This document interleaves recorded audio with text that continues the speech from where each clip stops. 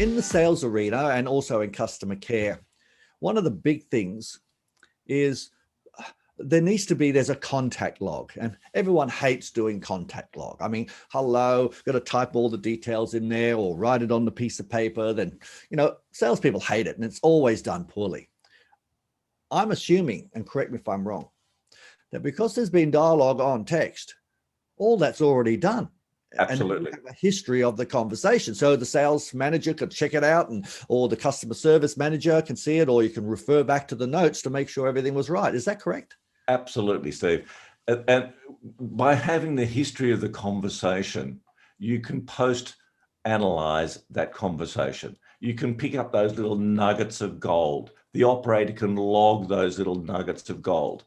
We have an export facility within our platform that all of the data of the conversation can be exported and imported into various CRMs. Now, the beauty about that is that the entire conversation is recorded. So there's no question about what has been said.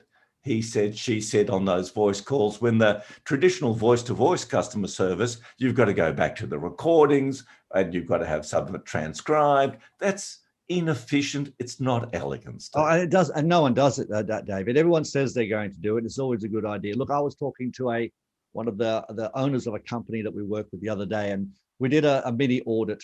And what we did was went into the contact logs to see what the compelling reasons were, because their show rate was poor. Well, we had no data.